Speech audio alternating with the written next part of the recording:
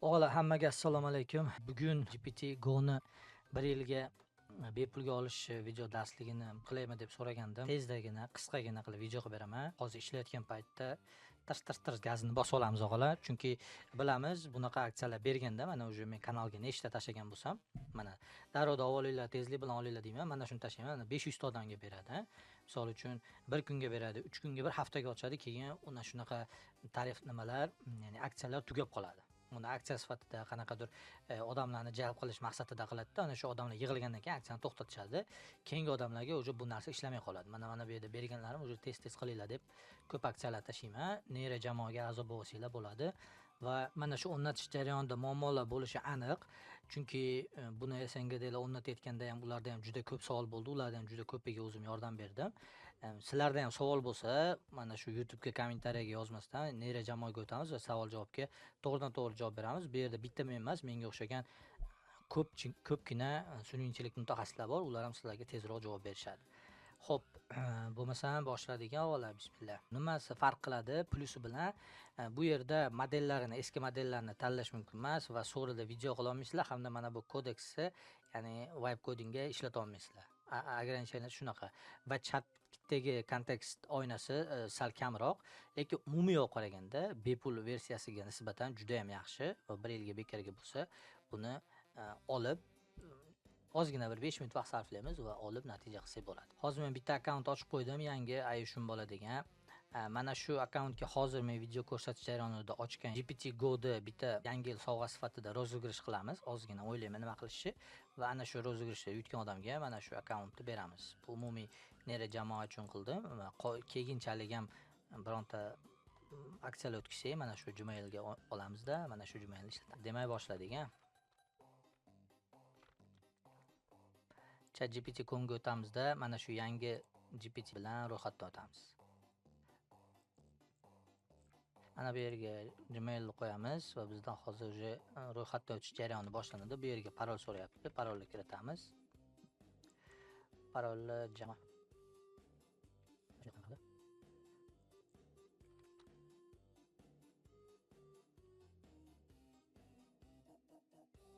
tug'ilgan yil oyimizni kiritamiz va ro'yxatdan o'tamiz. Endi bizga VPN kerak bo'ladi. Kimda kim VPN yo'q bo'lsa, mana bu yerdan VPN yoqamizda va Indiani tanlaymiz. Sizlar xohlagan VPN ishlatishinglar mumkin. Internetdan o'zingizlar istab topsanglar bo'ladi. Juda ham ko'p VPNlar bor. Bekorga VPNlar Indiyasi. Menda mana bu premium bo'lgani uchun men shuni ishlatib qo'ya qolaman. Mana VPNni yoqdim, Indiya VPNini yoqdim.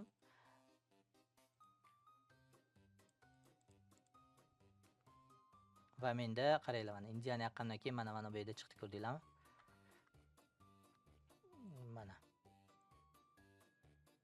bepul taklif degan oyna chiqadi. Indiyani yoqqandan keyin mana shunga bosamiz.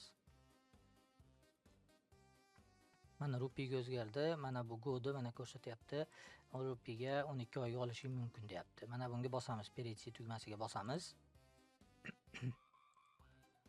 Endi bizga ikkita sayt kerak bo'ladi. Birinchisi viza kartalarni generatsiya qiladigan sayt kerak bo'ladi, chunki bizga Indiyani viza kartalarini raqamlari kerak bo'ladi. Ikkinchisi Indiyani viza kartalarini manzillari kerak bo'ladi. Ya'ni realniy manzil bo'lishi kerak. Va uchinchisi Indiyani hindlarni ism familiyasi kerak bo'ladi. O'zi taxminan to'qib olsanglar ham bo'laveradi, lekin men istab topib yozaman, nima bo'lmasligi uchun. Mana bizga 12 oyga beraman deyapti. Mana bu yerga karta kirit deyapti. Mana bu kartani bosamiz, qaranglar, mana kartani bosamiz. Mana bu yerga karta kiritishimiz kerak.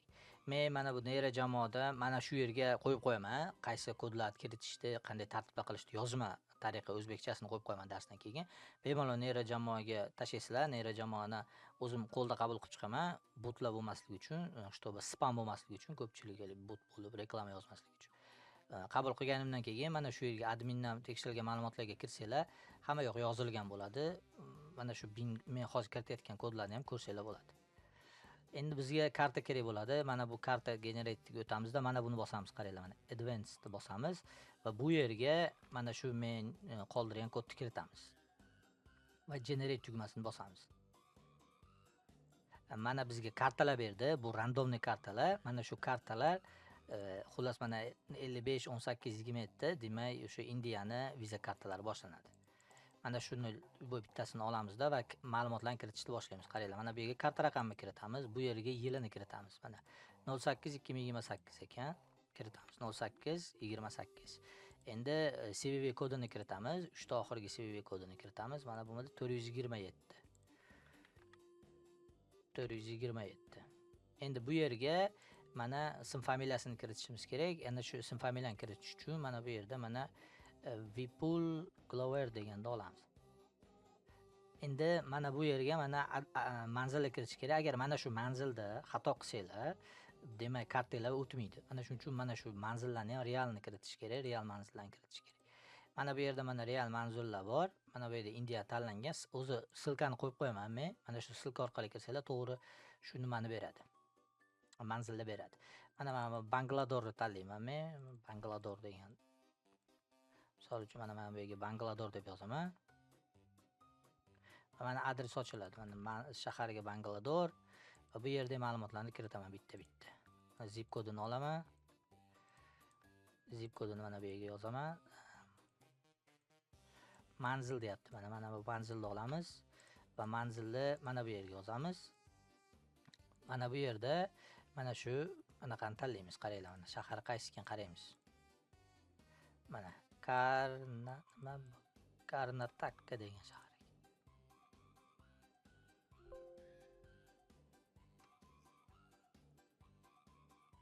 Mana Karnatakani tanlaymiz.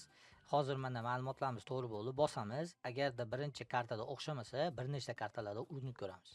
Qaranglar, mana hozir hamma yog'imiz to'g'riladik. Bosamiz obuna bo'lish.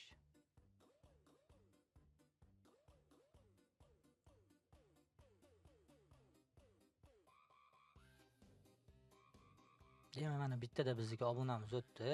Bu yaxshi, chunki ko'pchilikning obunasi bittada o'tmayapti. Bitta saytda 41 marta boshqa karta qildim, 41-martada o'tdi dedi. Bizda mana bittada o'sha obunamiz o'tdi. Hozir bizga endi mana shuni 12 oyga berish kerak. Buni yaxshi tomoni, karta bizniki emas, karta ichida pul yo'q. Misol uchun 12 oydan keyin cho'zish kerak, boshqa narsa bo'lib yoki buni mana shu GPT bilib qolib 6 oydan keyin yoki 8 oydan keyin obunamizni ya'ni annullировать qilib yuborsa, admin qilib yuborsa, biz hech narsa o'tkazamiz, chunki bizga hech qanaqa shaxsiy ma'lumotimiz bu yerda yo'q. Mana bizga Go ulandi, obunani tekshirishimiz mumkin. Mana bu bizga ulandi. Mana 10-dekabrgacha 2026-yilgacha, ya'ni bemalol foydalansak bo'ladi.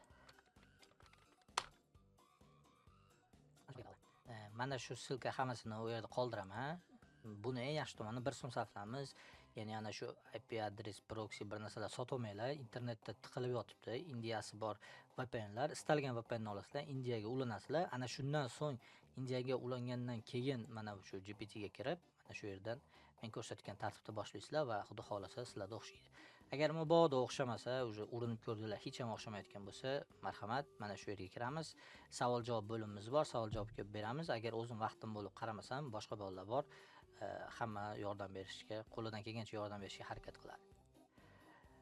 O'g'illar, o'ylaymanki foydali bo'ldi. Sog' bo'linglar, salomat bo'linglar. Hammaga rahmat.